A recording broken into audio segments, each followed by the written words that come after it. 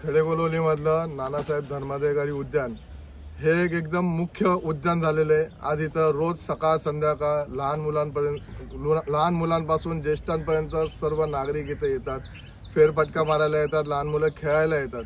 पण ह्या गार्डनची अवस्था काही ना काही प्रशासनाच्या दुर्लक्षामुळे आणि भोंगळ कारभारामुळे हे उद्यान मागील 8 ते 9 महिन्यापासून बंद होतं। ते फक्त एक कारण सांगण्यात आलेलं होतं की दुरुस्तीचं काम। दुरुस्तीचं दर वर्षाला प्रत्येक वर्षी या उद्यानामध्ये 20 ते 30 लाख रुपये 35 लाख रुपये लाखो रुपयांचा निधी वापरला जातो दुरुस्तीच्या कारणास्तव, पण कुठेही दुरुस्ती पूर्ण होत नाही। आज 8-9 महिन्यापासून हे उद्यान बंद ठेवण्यात आलेलं होतं। आज नागरिकांना त्याचा फटका पडत होता। आज टॅक्स पेअर जे आहेत, आपली जनता आहे, ते त्यासाठी भुगतत होते की बाबा त्यांना काही सोयी सुविधा नाही भेटत आहेत।